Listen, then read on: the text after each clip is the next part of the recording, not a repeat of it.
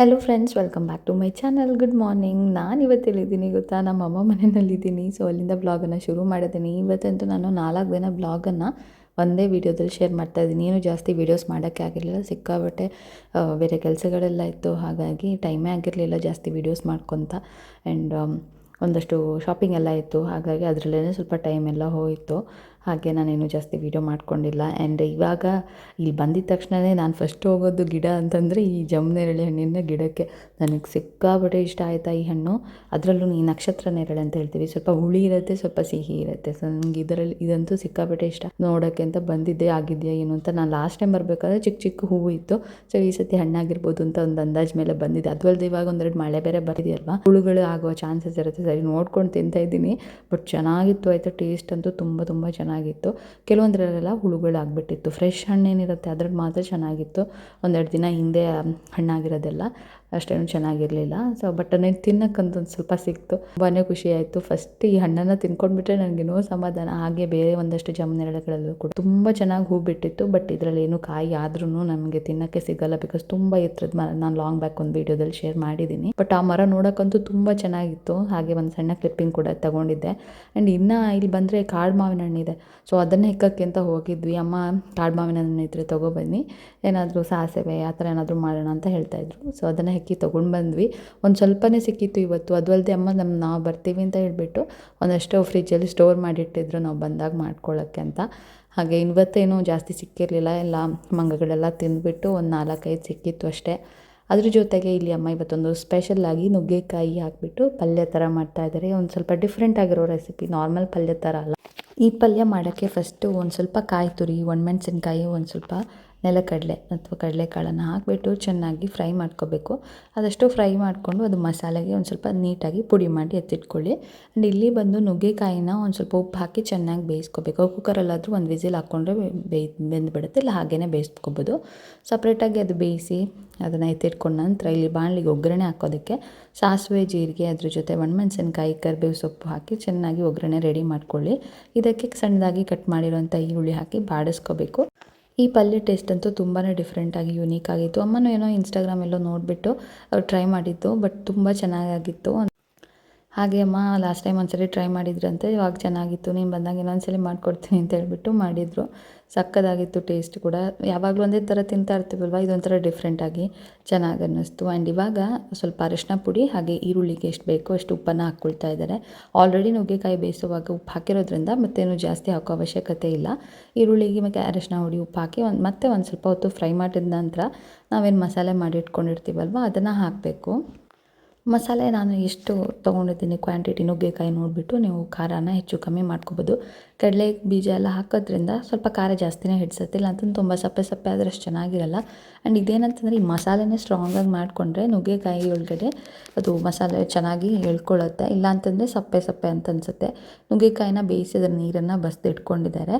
ಆ ನೀರನ್ನು ಬಸ್ದು ವೇಸ್ಟ್ ಮಾಡೋ ಅವಶ್ಯಕತೆ ಇಲ್ಲ. ಸೂಪ್ ಥರನೋ ಸಾರು ಏನಾದರೂ ಮಾಡ್ಬೋದು, ಇಲ್ಲ ಸಾಂಬಾರಿಗೂ ಕೂಡ ಬಳಸ್ಕೊಬೋದು. ಒಂದು ಒಳ್ಳೆ ಅರೋಮಾ ಇರುತ್ತೆ. ಇವಾಗ ನುಗ್ಗೆಕಾಯಿ ಬೇಯಿಸಿರೋದನ್ನು ಇದಕ್ಕೆ ಹಾಕಿ ಚೆನ್ನಾಗಿ ಒಂದು ಸ್ವಲ್ಪ ಹೊತ್ತು ಮಿಕ್ಸ್ ಮಾಡಿಬಿಟ್ಟು ಒಂದು ಸ್ವಲ್ಪ ಹೊತ್ತು ಹಾಗೆ ಲೋ ಫ್ಲೇಮಲ್ಲಿ ಮುಚ್ಚಿಡಬೇಕು. ಆ ಮಸಾಲೆ ಎಲ್ಲ ಈ ನುಗ್ಗೆಕಾಯಿ ಮೇಲ್ಗಡೆ ಕೋಟ್ ಆಗಬೇಕು ನೀಟಾಗಿ.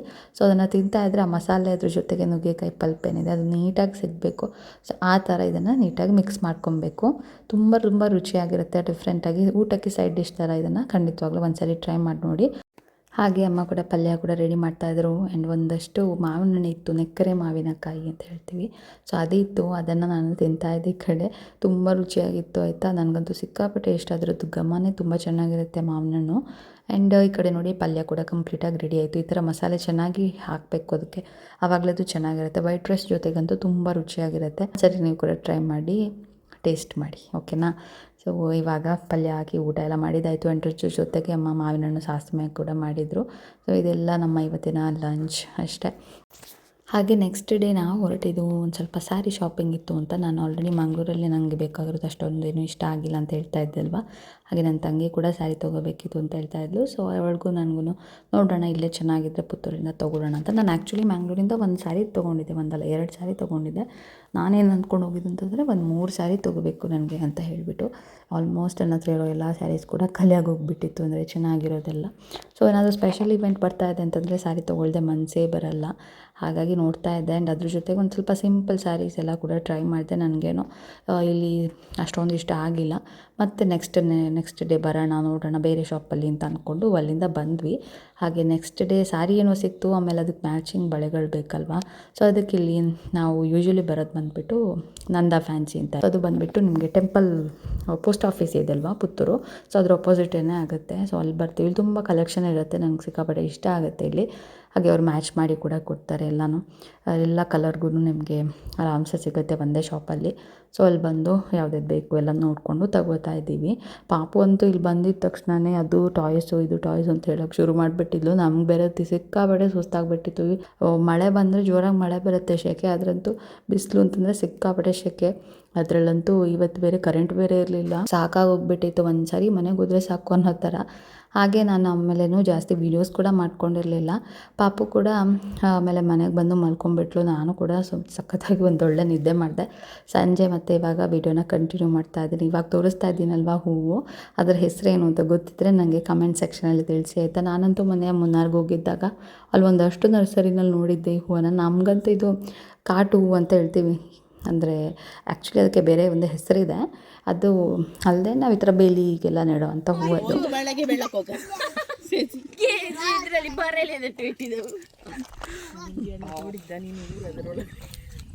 ಅಲ್ಲ ಆಗ ಆರು ಮಾಡಿದ್ದ ಅದು ಇದು ಅಂತ ಒಂದು ಹೊಟ್ಟೆ ಇದ್ದ ಒಳ ತುರ್ಕಿತ್ತು.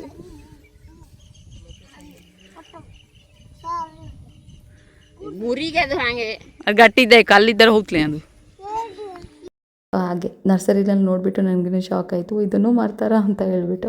ಬಟ್ ನೋಡೋಕ್ಕೆ ಚೆನ್ನಾಗಿರುತ್ತೆ. ಬಟ್ ನಂಗೆ ಅದ್ರ ಸ್ಮೆಲ್ ಅಷ್ಟೊಂದು ಇಷ್ಟ ಆಗಲ್ಲ, ಒಂಥರ ಸ್ಮೆಲ್ ಇದೆ ಅದಕ್ಕಂತೂ. ಆ್ಯಂಡ್ ಹಾಗೆ ಇವಾಗ ಇಲ್ಲಿ ಮಕ್ಕಳು ನೋಡಿ ಆಟ ಆಡ್ತಾ ಇದ್ದಾರೆ. ನನ್ನ ಅಕ್ಕ ಕೂಡ ಬಂದಿದ್ಲು, ಅದು ಹೇಳೋಕ್ಕೆ ಮಿಸ್ ಮಾಡಿದೆ ನಾನು.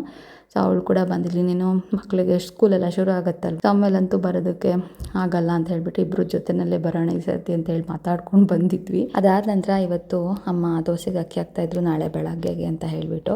ಅಮ್ಮ ಮಾಡುವಂಥ ಈರುಳ್ಳಿ ದೋಸೆ ಬಾಣಲೆಯಲ್ಲಿ ಮಾಡ್ತಾರಲ್ವ, ಸೊ ಆ ದೋಸೆ ರೆಸಿಪಿನ ಅಂತೂ ತುಂಬ ಜನ ಕೇಳ್ತಾ ಇದ್ರಿ. ಇವತ್ತು ಫೈನಲ್ ಅದ್ರ ರೆಸಿಪಿ ಶೇರ್ ಮಾಡ್ತಾ ಇದ್ದೀನಿ.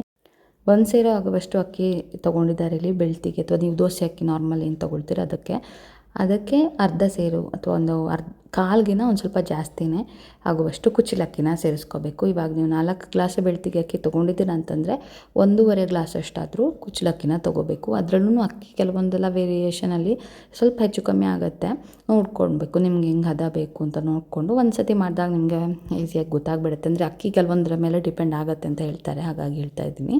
ಸೊ ಅದನ್ನು ಚೆನ್ನಾಗಿ ನೆನೆಸ್ಬಿಟ್ಟು ರುಬ್ಕೋಬೇಕು. ಉಪ್ಪು ಹಾಕಿ ನಾರ್ಮಲ್ ಸ್ವಲ್ಪ ಗಟ್ಟಿಯಾಗಿ ರುಬ್ಕೊಳ್ಳಿ. ನೀರು ದೋಸೆ ಥರ ತೆಳ್ಳಗೆ ರುಬ್ಕೊಂಡ್ರೆ ಚೆನ್ನಾಗಿ ಬರಲ್ಲ, ಹಾಗಾಗಿ ಸ್ವಲ್ಪ ಗಟ್ಟಿಯಾಗಿ ರುಬ್ಕೊಳ್ಳಿ.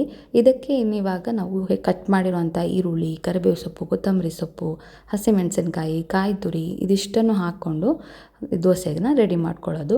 ದೋಸೆ ರುಬ್ಕೋಬೇಕಾದ್ರೇ ಅಮ್ಮ ಒಂದು ಅರ್ಧ ಕಡಿ ಆಗುವಷ್ಟು ತೆಂಗಿನಕಾಯಿನ ಹಾಕ್ಕೊಂಡಿದ್ದಾರೆ. ಆ ಕ್ಲಿಪ್ಪಿಂಗ್ ಒಂದು ಮಿಸ್ ಆಗಿದೆ, ಸೊ ಹಾಗೆ ಹೇಳ್ತಾ ಇದ್ದೀನಿ. ದೋಸೆಗೆ ರುಬ್ಬಬೇಕಾದ್ರೆ ಅರ್ಧ ಕಡಿ ಆಗುವಷ್ಟು ತೆಂಗಿನಕಾಯಿನ ಸೇರಿಸೋದ್ರಿಂದ ದೋಸೆ ಸಾಫ್ಟಾಗಿ ಬರುತ್ತೆ ಆ್ಯಂಡ್ ಒಳ್ಳೆ ಅರೋಮಾ ಕೂಡ ಇರುತ್ತೆ ಆಯಿತಾ. ಸೊ ಅದನ್ನು ಮಿಸ್ ಮಾಡಬೇಡಿ. ಆ್ಯಂಡ್ ಇವಾಗ ದೋಸೆ ಹಾಕೋದು ಏನಿಲ್ಲ, ಒಂದು ಕಬ್ಬಿಣದ ಬಾಣಲಿ ತೊಗೊಳ್ಳಿ. ಕಬ್ಬಿಣದ ಬಾಣಲಿನಲ್ಲೇ ಇದನ್ನು ಮಾಡಬೇಕು, ಅವಾಗಲೇ ಅದ್ರದ್ದು ಒಳ್ಳೆ ಘಮ ಬರೋದು. ಸೊ ಬಾಣಲಿಗೆ 1 ಸ್ಪೂನ್ ಆಗುವಷ್ಟು ತೆಂಗಿನ ಎಣ್ಣೆನ ಹಾಕ್ತಾಯಿದ್ರೆ ಒಂದು ಸ್ವಲ್ಪ ಒಂದೆರಡು ಡ್ರಾಪ್ ಅಂತ ಅನ್ಕೋಬೋದು. ಸೊ ಅದು ಹಾಕಿಬಿಟ್ಟು ಒಂದು ಸೌಟ್ ಆಗುವಷ್ಟು ದೋಸೆ ಹಿಟ್ಟನ್ನು ಬಾಣಲಿ ತೆಳ್ಳಕ್ಕೆ ಹಾಕಿ ಆಮೇಲೆ ಚೆನ್ನಾಗಿ ಮುಚ್ಚಿ ಬೇಯಿಸಿದ್ರೆ ಆಯಿತು. 2 ಕಡೆಯೂ ರೋಸ್ಟ್ ಆಗಬೇಕು. ಈ ಥರ ನೋಡಿ ಎಷ್ಟು ಚೆನ್ನಾಗಾಗುತ್ತೆ ಗೊತ್ತಾ, ತುಂಬ ರುಚಿಯಾಗುತ್ತೆ. ಇದನ್ನೇ ಮಣ್ಣಿನ ಪಾತ್ರೆನಲ್ಲೂ ಕೂಡ ಮಾಡ್ಬೋದು, ಬಟ್ ಅದರದ್ದು ಟೇಸ್ಟೇ ಬೇರೆ ಇರುತ್ತೆ. ಈ ಬಾಣಲಿನಲ್ಲಿ ಮಾಡುವಂಥದ್ದು ಟೇಸ್ಟೇ ಬೇರೆ ಇರುತ್ತೆ. ಆ್ಯಂಡ್ ಇದಕ್ಕೆ ಬಳಸೋ ಎಣ್ಣೆ ಬಂದುಬಿಟ್ಟು ತೆಂಗಿನ ಎಣ್ಣೆನೇ ಆಗಿರಬೇಕು. ಅದೇನೇ ಇದರಲ್ಲಿ ಸ್ಪೆಷಲ್ ಟೇಸ್ಟ್ ಆ್ಯಡ್ ಮಾಡೋದು. ತುಂಬ ಟೇಸ್ಟಿಯಾಗಿರುತ್ತೆ ಆ್ಯಂಡ್ ತುಂಬ ಚೆನ್ನಾಗಿರುತ್ತೆ. ಈರುಳ್ಳಿ ಚಟ್ನಿ ಜೊತೆಗಂತೂ ಇದು ಸಿಕ್ಕಾಬಟ್ಟೆ ಒಳ್ಳೆ ಕಾಂಬಿನೇಷನು. ನನ್ನ ಮೋಸ್ಟ್ ಫೇವ್ರೆಟ್ ದೋಸೆ ಇದು. ಬಾಣಲೆ ದೋಸೆ ಅಂತೂ ಸಿಕ್ಕಾಬಟ್ಟೆ ಚೆನ್ನಾಗಿರುತ್ತೆ ಆಯಿತಾ. ಒಂದ್ಸರಿ ಟ್ರೈ ಮಾಡಿ, ತುಂಬ ಸಿಂಪಲ್ ರೆಸಿಪಿ ಇದು. ಸ್ವಲ್ಪ ನೀವು ಕುಚ್ಚಲಕ್ಕಿನ ಸೆಲೆಕ್ಟ್ ಮಾಡೋದ್ರಲ್ಲೂ ಒಂದು ಸ್ವಲ್ಪ ಚೇಂಜಸ್ ಆಗ್ಬೋದೇನೋ ಅಷ್ಟೇ, ಅದು ಬಿಟ್ಟರೆ ಏನೂ ವ್ಯತ್ಯಾಸ ಆಗೋಲ್ಲ. ಕಾಯಿ ತುರಿಯನ್ನು ಸೇರಿಸ್ಕೊಳ್ಳಿ ರುಬ್ಬೇಕಾದ್ರೆ, ಒಳ್ಳೆ ಚೆನ್ನಾಗಿರುತ್ತೆ. ಆ್ಯಂಡ್ ದೋಸೆ ಏನು ಅಂಟು ಇಲ್ಲ, ಏನೂ ಆಗೋಲ್ಲ, ಪರ್ಫೆಕ್ಟಾಗಿ ಆಗುತ್ತೆ. ನೋಡಿ ಎಷ್ಟು ಚೆನ್ನಾಗಿದೆ ಅಂತ. ಅದಕ್ಕೆ ತೆಂಗಿನೆಣ್ಣೆನೇ ಬೆಸ್ಟ್ ಕಾಂಬಿನೇಷನ್ ಆಯಿತಾ. ನೀವು ತೆಂಗಿನೆಣ್ಣೆ ಹಾಕಿನೇ ದೋಸೆನ ಮಾಡಬೇಕು, ಆವಾಗಲೇ ಅದ್ರ ಘಮ ಚೆನ್ನಾಗಿ ಬರೋದು. ತುಪ್ಪ ಹಾಕಿದ್ರೂ ಆ ಟೇಸ್ಟ್ ಬರೋಲ್ಲ. ಕಬ್ಬಿಣದ ಬಾಣಲಿ ಇರಬೇಕು ಆ್ಯಂಡ್ ಅದ್ರ ಜೊತೆಗೆ ತೆಂಗಿನೆಣ್ಣೆ ಹಾಕಿ ಮಾಡಬೇಕು, ಬೆಸ್ಟಾಗಿರುತ್ತೆ. ನೀವು ಟ್ರೈ ಮಾಡಿ ನೋಡಿ ಹೆಂಗೆ ಬಂತು ನನಗೆ ಕಮೆಂಟ್ ಮಾಡಿ ಆಯಿತಾ. ಸ್ವಲ್ಪ ಕ್ಲಿಪ್ಪಿಂಗ್ಸ್ ಎಲ್ಲ ಮಿಸ್ ಆಗಿಬಿಟ್ಟಿದೆ, ಹಾಗಾಗಿ ಡೀಟೇಲಾಗಿ ಹೇಳ್ತಾ ಇದ್ದೀನಿ ಅಷ್ಟೇ. ಆ್ಯಂಡ್ ಅದಾದ ನಂತರ ಇಲ್ಲಿ ಸ್ವಲ್ಪ ಹೆಬ್ಬಲಸು ಅಥವಾ ಪೆಜೆಕಾಯಿ ಅಂತ ಹೇಳ್ತೀವಲ್ವ, ಸೊ ಅದ್ರ ಹಣ್ಣು ಸಿಕ್ಕಿತ್ತು. ಅದು ನೋಡಿದ್ರೆ ಓಪನ್ ಮಾಡಿದ್ರೆ ಒಂದು 4 ಸೊಳ್ಳೆ ಇದೆ ಇದರಲ್ಲಿ. ಇಲ್ಲಂತೂ ಕೋತಿಗಳ ಕಾಟ ಸಿಕ್ಕಾಪಟ್ಟೆ ಇದೆಯಲ್ವಾ, ಚೆನ್ನಾಗಿರೋ ಹಣ್ಣೆಲ್ಲ ತೊಗೊಂಡೋಗಿರುತ್ತೆ. ಒಂದೆರಡು ನಾವು ತೊಗೊಂಡು ನೋಡಿದ್ರೆ ಏನೂ ಇರಲ್ಲ ಅದ್ರ ಹಣ್ಣಲ್ಲಿ.